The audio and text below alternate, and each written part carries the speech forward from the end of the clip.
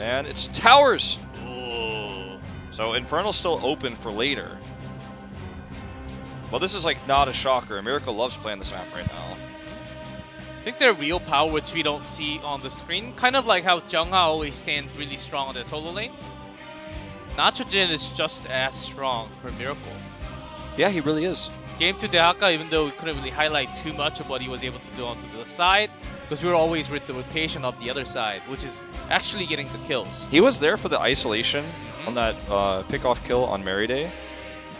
He's so good at global tanks, like the Dehaka, or just global heroes in general.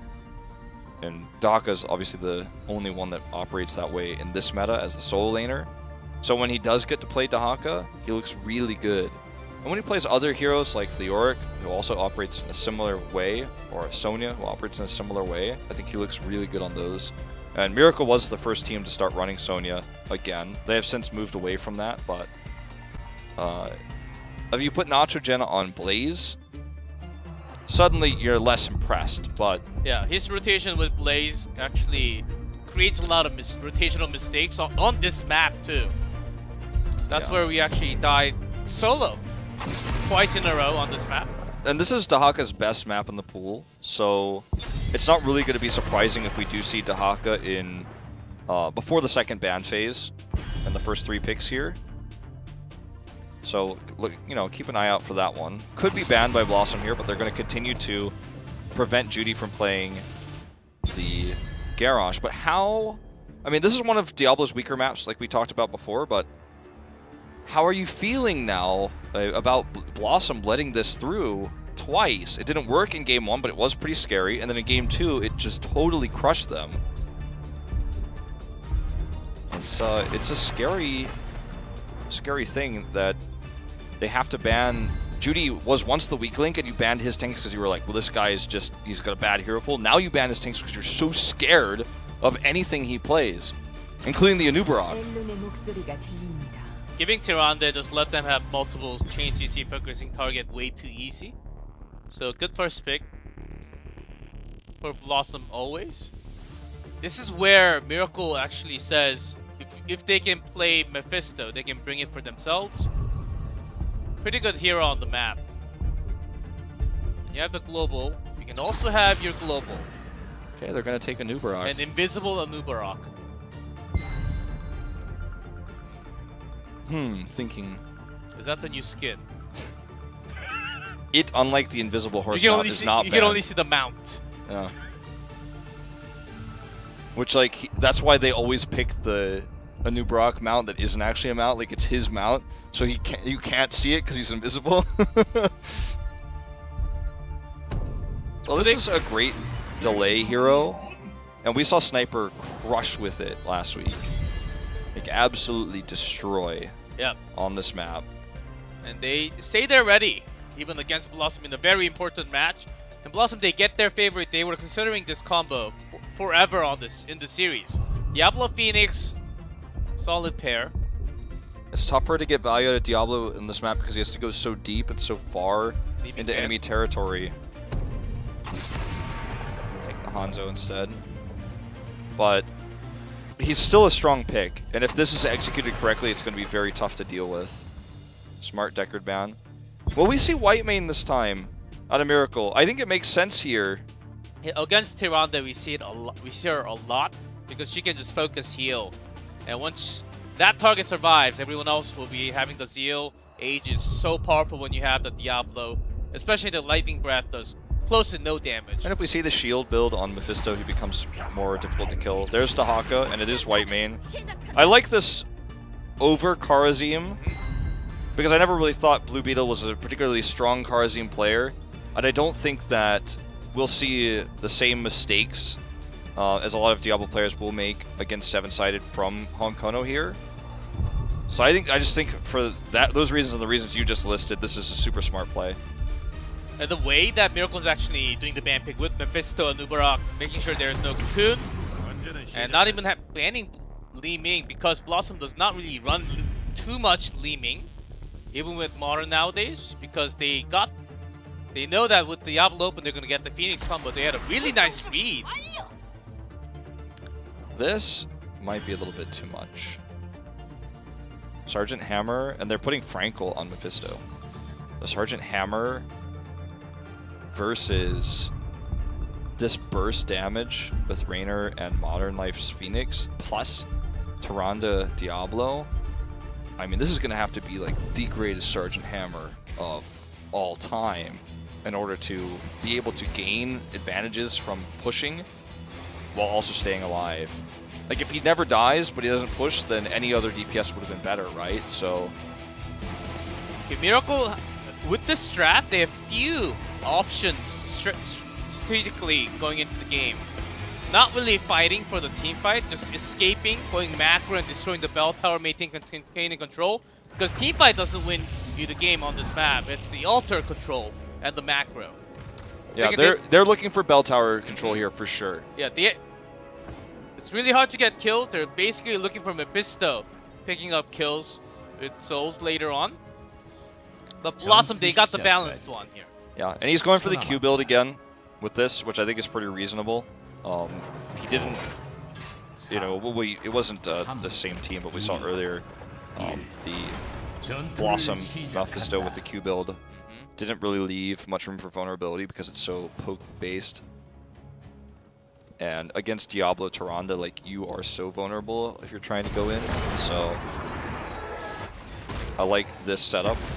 Nice little shade there to check. Nitrogen is under fire, man. Already at level 1, this comp is so good at fighting. Blue Beetle's white main, the full mana. Nitrogen's not good. Well, I mean, it's not worth using all your mana to heal him there. Just send him home. You can brush stock back top. It's a little bit of a lane swap because they know that what Miracle wants to do is tug at the top lane with the Dahaka split pushing and then also be pushing bot with Hammer and to split the attention. See, that's the sign of a good Hammer right there, is knowing that he can siege up exactly at this moment because Diablo is showing himself mid. That's how you understand vision. You knew Diablo had last been seen heading top from mid, then you confirmed he was in mid, so you can actually auto-attack a few more times. Now he gets the free wave bot. Sniper playing it really well. But not as effective. He would have liked to siege up and damage onto the wall a little more. But because they kind of focused a little more against the Sergeant Hammer, he's not really doing too much in this case. Nice dodge here by Nitrogen. He even turns it into a pull. Good response by Gondar to blunderbuss him in the face. But yeah, I mean, you're exactly right. Very limiting what Hammer can do, but just wanted to point out that, like, the subtlety of knowing when you can siege and when you have to leave. He's certainly got that down. We talked about earlier, like, how any other DPS might be better if he can't get the damage done, and he is really pushing the envelope. And the Haka against Phoenix matchup on that just that 1v1. Give me a Dehaka player who would love to have that matchup. Oh, it's terrible. And plays plus Blaze on top of that. That's why you lose the entire wall. And Nitrogen was actually soaking mid at the same time as well because he was losing lane, getting no time as just having the rotation there. It's really strategic because it's the tug of war, you know, the ping-pong tennis game that Miracle wants to play with these two strong pushers, and the lane swap just ruins everything because if Hammer tries to push hard, the rotation comes through. With these heroes, you die. Diablo and Tyrande are part of the bottom rotation, so they can kill Sniper if he tries to be the pusher, and then Dahaka's just cleaning up the waves. But this is where this is when they can't do it, right? Is when the altars spawn. So this is when Dahaka is going to start to get more value, is during the objective phase. So this can be quite nice. Nitrogen already working on this. I believe just walked down, so has Brush Stalker. Nice delay. That's going to be so huge. It's going to help Wiz kind of race down. Ooh, Judy. We don't know exactly how that happened, but I have a feeling it was a lot of stuns. Yep. Of course, with Tyrande on that Diablo. Hammer caught, not into the stun, barely into the stun. Sniper goes down before they join into the team. BlossoM is out doing them in terms of macro by good decision making and lane swap that they sent to the top. And in terms of the team fighting, they're winning that as well. I think the hammer pick was just too much. I think the Unstoppable was on cooldown. He should have just escaped without a problem there. Having a less expectation without the vision control where Honkano was coming in from. If you have a target, you can target skill and go over the wall with that. That's the power of Diablo sometimes. Yeah, I mean, Diablo is just so good against hammer with Tyrande in tow. So how can you be relevant in a team fight around an altar as hammer when you're up against that? How can you push there? It's fine if you can't push if Dahaka's pushing, but when the lane swap makes it so Dahaka can't push, you're always under threat of being killed by a gank. Then look at the map. Now, where are we? BlossoM has full control over everything. Yeah. Vision, lanes, pushing power. This is desperation here, but already BlossoM is too safe. Yep. Miracle makes a safe move, bring Nachogen all the way down because he had an early wave clear. And now no one's in top. So they're losing even more on that. BlossoM is playing Miracle like a fiddle here, or whatever the saying is. It could be a violin, it could be a viola, definitely not a piccolo, but they have just read Miracle strategy so well. I think the hammer pick was just too all-in on this idea of macro. If you have a Tychus here, then you can fight better, you can deal with waves better, you can re-engage when Diablo goes in, but the hammer cannot. See a little more, as Sniper made that mistake. Going Nice down. dodge on that stun by Judy. So a lot of pressure for Franco to put out the damage that he needs to. They get the altar. Yeah, that was really cool. Judy actually just peeled through all that with the white main healing. And then, you know, they were able to steal those shots. At a cost, look at the top, you know, obviously they took a lot of damage on that bell tower. That can be a problem, but they have a Dehaka unless he is forced down to the bottom left again. From this kind of big rotation with the Sapper, this time without the Sapper, so Roshtalker is not really required, I would say. The big indicator of this game is not the core health, but it's actually the experience bar. The fact that a Hammer Dahaka team with only dying once has 10 against them is just indicative of how well BlossoM has played this macro and how much they've been able to shut down the impact of both of these heroes. Frustrating moment for Nachogen where he thought they were going to engage right before 10, and there was a chance, but BlossoM just hearing him. Judy hasn't escaped, so not too much, but Nachogen, he's actually losing the war against Blaze because of the rest of the rotation of the teammates. Yeah, I mean, when Phoenix is up there too, he's having an even harder time. They're going to use the Hyperion here to try to secure this bell tower. It's not enough damage, unfortunately. It was a bit of a pipe dream. But sometimes one of the scariest moments is actually this one, where 2 of your bell towers are damaged, because you can't heal it. It's just going to be like that. And then suddenly BlossoM can actually make a calculated play to get both. But before that happens, Meride was cocooned, but there's no follow-up damage. He gets caught by the stun. And Franco was a little bit too far away. I think they were looking for that kill. Judy. There's a cleanse from Blue Beetle. They had BFG. I think they were looking for that kill with the cocoon. But Franco was a little too far away. Well, Nachogen's going to get this first. They're going to trade these 1 for 1. Nice dodge. Yep.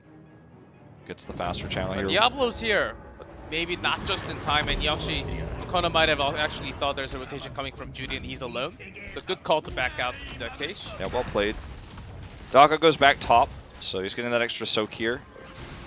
But it's so scary when you have a bell tower low health like that and one low health on the top, man. Okay, this is the power of the crowd control, man. This is Tyrande Diablo. Aegis keeping him alive. Nice shade here by Franco. Did some damage, then was able to get out. As long as they disengage without a casualty, Dahaka's pushing top, so that's actually not bad. Losing these sappers, so they're going to lose the bell tower, though. They're definitely going to lose that bell tower. So yeah, it's down he's coming 20%. down, but I don't think they can save this even with him here. A little anti-synergy there with those stuns. They're going in hard for this engage. BFG does get the kill this time onto Phoenix. Nachogen pushed back, has his essence to heal up. That isolation was nowhere near connecting, but you know what? With that heavy engage, they actually will save the bell tower. I cannot believe they saved that. Barely they did, but they did. They stopped all of those sappers from connecting. It's down to like 10% health or less, but well played. Good cocoon from Judy to initiate without the turn on the healing. They could get a lot done. And the burst actually, it's not too much, I would say, but with Hammer, Mephisto, even Consume Soul still available, so that was not even used in that team fight.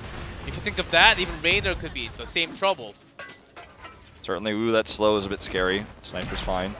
And the top bell tower we talked about the entire game has only got about 35% HP down. And not just even though he brush stuck all the way down here so many times, he actually maintains control with that global. Yeah, as long he's as coming down now also, but he's not flanking. If he came to the left brush, it would have been risky, but he might have been able to trap Modern Life. This is still okay for Miracle because look at Sniper's positioning. He's pretty safe. Even a Lunar Flare like this doesn't actually matter when the rest of the team has to retreat. And Nitrogen is hiding. He's trying to make it look like he's coming up, but wants to get that speed boost. Okay, Franco goes in. It's a lot of damage. There's a drag, but unfortunately it's on to Blaze. Huge stun right afterwards with the Starfall. Aegis has to be used. Even the bunker is going down for some extra range. Lightning Breath's used already too. Yeah, with the trade of Cocoon, so that's actually a great trade for BlossoM. They can't get the BFG kill they were looking for before. Okay, they're actually just going to go ahead and commit to the slow here with the Consumed Souls. It's going to also interrupt the channel for Modern Life. Exactly what he wanted to use that for. Okay, Judy.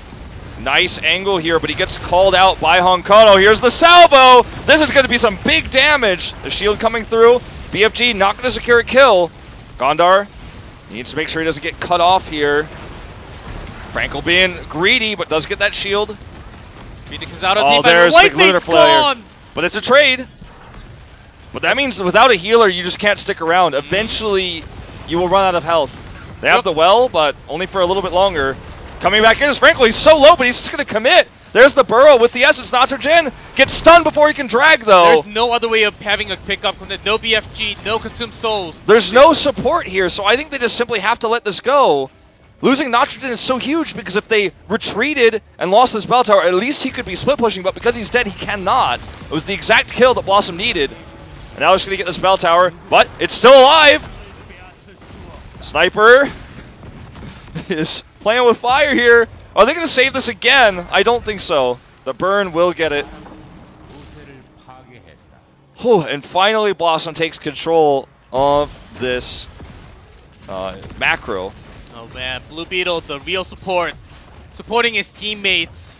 And he falls because he could not get the last heal. Now, even though he had some mana to the left up, maybe he was on a max stacks on a desperation. That's why he couldn't heal back himself at the end. But he was pulling out great source to keep everyone alive at that team fight. Look at this damage on Lunar Flare. That quest has got to be, it's probably done already. Maxed out. How much damage he's doing. If it's not, it's got to be getting close. I mean, look at that damage. Okay, Honkono just committing into the charge there. Franco gets away, obviously, but they're just going to try to escort these in. 6 sappers. Lightning Breath, Zone. There's a nice knockback there by Sniper, and it looks like they will actually prevent every single one of these from coming in. Oh, as I say that. Judy! Okay. Close call. They do prevent those. Daka is split soaking. This is the one that you're most scared about losing 2 on, though, because you're going to lose 10 core health with that. They're going to commit to the bell tower, try to break this down before the 20 seconds are up. Their siege damage is actually not that great. Hammer, if he can actually get into rage, which is a scary thing. But White Main's got your back. True. And Haka has been split soaking mid and top this entire time. That's why Miracle is actually leading in score. Yep. Experienced lead, I mean. Yeah, Lunar Flare does complete, just to answer that question from earlier, but this is a good opportunity for Miracle to take a fight. They lose the 5 shots here, but if they can get both of these, it'll be totally fine. They get the first one. Now Sniper, or rather Frankel, is going to rotate over. Sniper is just dealing with the bell tower, so you know what? They actually just can't get this. This is a little bit of an interesting decision for Miracle. This is going to cost them a lot. And what they gain is the bell tower back. Yeah, which is significant, mind you, but in fact, they don't even get it back, though. They'll get it soon enough before the next alpha phase. I'm not so sure if they get it back. They have 16 first, so they can push this one a little bit more. It's going to be costly if they try to commit to this. And they're not getting any extra split soak, so they're feeling real bad right now. As Blaze is actually pushing their top bell tower, putting it under pressure. Sniper's now getting into range. But it's going to take a few more hits. Okay, BlossoM's going to let it go, so they do get it back. But look at how much Wiz is able to do here. My concern for Miracle is the win condition is ready for BlossoM. Ooh, he has to burrow. That's going to dodge the stun, but it's not going to save his life necessarily. Nice BFG. He does go down. They're engaging in here with the Anubrok, but the bunker is just going to stop everyone from taking damage here. Frankel teleports in to help remove that bunker. The cocoon is placed, though. Frankel, he's getting those white mine heals, but there are limits to how much you're going to get healed there. Judy goes in, though, gets a big stun. Honkono's aggroed by this bell tower. At least Blue Beetle and Judy wiped off some of the mistakes that Miracle could have fell right into. That could have been worse and worse and worse into the worst situation possible right before the altar phase, but Judy made up a lot of it, and Blue Beetle, the saver for the team. This is not looking good for Miracle, though. Yeah, they got the bell tower on the bottom back, so it's 4 plus 4, 8 Okay, here's the brush stock. But Honkono predicts it, walks away. They need to interrupt this somehow. And they can't. No Mephisto for the soul. Okay, yes, I really want to watch this channel versus stuns and everything else that's happening down here. They do get it off. That's 11 health lead for BlossoM here. So eventually, Miracle's going to have to start trading up or they're going to run out of room. They're going to run out of health, lose the game. Gonna come in just in time. There's a burrow. Big stun from Judy. No, not much of a follow-up. Mephisto goes in. Judy blows up in the middle, though. Yeah, there's a bunker here, too. They do get these sappers, but it's a one trade for BlossoM. Next bell tower is bottom, or rather, next altar is bottom. So it's really convenient to just grab these sappers, control the bottom part of the map, and then look for another 5-shot. Only 2 more of those, and they win the game. 10's not the worst core health to be at when the next altar is a single, but they're at 9. It's a much scarier proposition because then it's one altar and a boss. So the reason why Miracle has, it seems like teamfight is never going for them because they do not have the one to burst down Honkono. Or they can do some scratching damage from Hammer, consistent damage with Mephisto. That's true, but unless they get real damage onto the back line, the Phoenix, Raynor, they cannot pick up kills. Honkono would be just standing there and putting all the CC forever. This is way too late of a rotation for Miracle. Nitrogen actually could die. Pops his essence right before, so he's actually okay. Burrows in. Bell tower's down now. Judy eating so much damage here, and he's lost his armor. There's the lightning breath. Aegis is forced out, and Judy is very likely just going to die to Raynor damage. But here's the trade back. Frankel doing a ton of damage. BFG goes through. Now, big damage potential. The bunker value. Bunker value indeed. He did not go for spell power, so I don't think that was going to kill anybody, but it might have allowed the chase because they would have all been slowed and dismounted. So, still, a close call. You can see how this comp comes together. Yes. But BlossoM is still going to get 20 first. You're so right in that they just don't have that extra punch they need to break through the health of Honkono on the Diablo. I think that's a new icon for Giant Killer versus Hammer. That's why Hammer went with that Giant Killer, but it takes a long time. Honkono's not even having any threats of going down. I mean, they're just barely able to hold on to their bell towers here. And when you rotate over with Hammer Mephisto to stop this sieging power, where's your hard engage? It has to be the flanking Dahaka. But the flanking Dahaka can't get past the Diablo. Yep, and he can't target because there's no one else to burst him down. He's forced to burrow every time he tries, and then he gets caught out. Starts boss, spotted by Nachojindo. Yeah, this is not lethal on the core, so Miracle should really consider letting this go. They don't have 20, and this is a bad, bad approach. This is not looking good for Miracle. Nubrock has to burrow charge out. Yep, there was actually a cleanse before the charge, so no cleanse.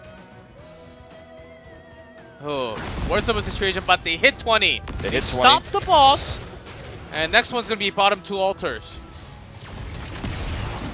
Gondar in a bad position, okay. Yeah, Gondar though, he can heal himself, but he's got so much damage. The Aegis though is blocking all of that. There's the kill onto Blaze. Bunker not used in this fight. Now Honkono doesn't look so immortal anymore. In this choke, Lightning Breath is doing a lot, but he's going to find himself going down. Gondar too low here, but he's kiting Nachojin. It's going to be the Consumed Souls that kills him, and they get Merry Day too. Modern Life with the 20 here gets slowed one more time, but he will get away. But Miracle's finally gotten their way back into this game. They can look for the 6 shots here.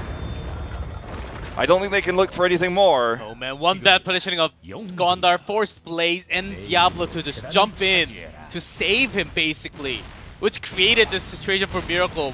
Perfect turnaround. Of course, 5 shots. They're actually going to go for. They're going to look for the 8 rather than 6, and they are going to get it too. Oh, mistimed. Feels so bad. Oh, one less shot. Dude, that is like. But how can you live with yourself after that? But they have an even number, so even number makes it more comfortable, at least. Well, one more Sapper is required if they are going to miss 1 core damage. That feels so bad, though. Okay, they're going to try to steal this boss away. Miracle needs to know about this. They do. They're coming. And they have to let it go. In fact, I think Miracle might be able to sneak this one out. No, Sniper's going bottom. He wants bell tower control. He wants to take control of the macro aspect. For the first time, this is what their draft is supposed to do. Yes. And for the first time, they're actually able to get into place to use it like that. Or at least nearby. Yeah, they're getting there. Okay, he's actually trying to bait a fight here. That was a pretty weird Lunar Flare. Okay, here comes Judy. Gets the stun on the Merry Day, double stun. But they're caught here now. And this is doing a lot of damage. The Starfall. Sabo without the Lightning Breath, so not as much damage. Rankle, that's a good swipe. And they get the Bell Tower. This is what their combo is designed to do. They can continue this with the white main healing. Let's see how long they can actually last. Next one, top 2 altars. Okay, that Burrow keeps Nitrogen alive this time. They can just play defensively. All they have to do is get 1 here, and they live. And for Miracle, if they get 2 plus the boss, it's game. Yeah. So if BlossoM loses a team fight before they get an altar, it's literally over. I don't think Honkono actually has full souls yet after dying just moments ago, but he's getting pretty tanky. He's going to have to buffer for this. So I don't know, man. This is it. This is the fight. I think Miracle is thinking about a game call here. Okay, well, Doc is channeling. He can come back to the brush on the left. Exactly, that's where he's going. And they know it. There's the pings. They're looking for it. Where does he go? He actually does not commit to that. He goes to the right. That was actually for his benefit, and then everyone from BlossoM also panics at the same time. Well, I mean, that was if he went in there because they were so ready, he dies. They do boss first. Okay, oh, nice call. Sneaky one. Okay, it's scouted. Okay, the mines are actually buying so much time. Meriday's going to get the channel off. Oh! He does not actually get the channel off, but now they're looking for this fight. If they get the boss, they win. This is the fight to decide the game right here. Boss getting low. BFG, tons of damage with the bunker. It's going to keep everyone alive right afterwards. The Aegis goes down. Kono goes low. There's that. Oh, here comes the ult. And it's going to be 1, 2. Without the bunker, they can't keep himself alive. There's extra shield for Meriday goes down. That's it. They've done it. And the 5 shots. The 5 shots will end the game. Mephisto, so good. Modern Life misses the salvo. Not in range. And that's it. GG, what a comeback. Miracle's map choice. One of their better, more reliable maps this season. They had a rough start. Their macro, they did not go off the right foot in that way. The lane swap totally crushed what they were trying to do. They looked lost. But after a few failed fights, the synergy between Consumed Souls and BFG and the Lightning Nova poke damage, it all comes together. Very late game, post 16 especially, and 20 they waited all that moment. Ever since Honkono lost his souls, well, guess what? Nachozin's gonna have an easier time even dragging that Behaka.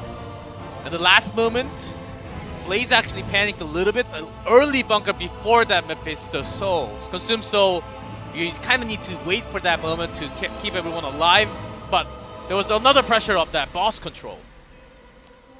I think the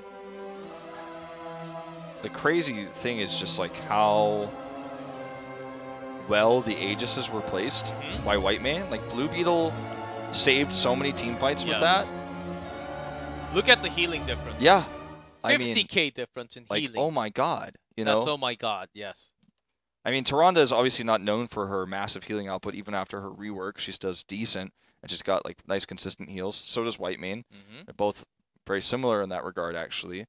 But White Mane can just prevent so much incoming damage, whereas Tyrande cannot. I mean, she went for Starfall in this case, and it did a lot of damage in those fights, but the Aegises were so well timed. Like every time, I was like, "Oh, everyone's dead! Oh wait, no, they have 40 armor. They're gonna live." It's like more impactful than Bunker in some of these fights because in the Bunker you can't actually use all of your abilities. You just can shoot a flamethrower out, right? But the armor allows you to like, you know, you're still gonna take some damage, but it's so reduced, and you have the ability to do more damage during that moment, so it's pretty cool. That's a very powerful one, and some of the team fights I was just amazed because they would be fighting for a minute, and then Blue Beetle still has half of his mana.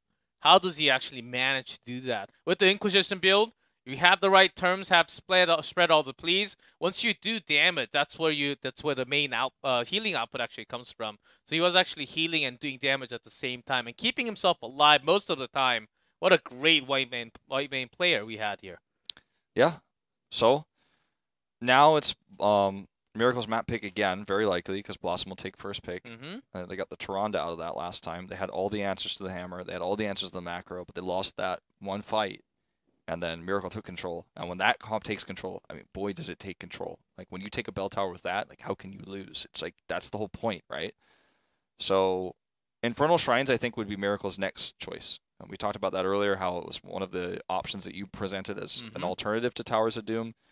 So, they can take that, try to close the series with it. They only banned Sky Temple, because now Miracle's a late-game team, and they're like, well, Sky Temple could go away from us. BlossoM could throw a curveball, though, right? BlossoM could be the one who actually picks map, which would be surprising. They pick something like Braxis, throw that curveball, but your tournament life and your BlizzCon is on the line now for this next choice, so it's not an easy call to make. They had a first pick last time with Tyrande and still lost. I think maybe just picking over the map and having a strategy like Spider Queen. Of course, that Medivh, I think, will be banned consistent until the end of the series. They have been banning in Game 2 and Game 3 from Miracle's side.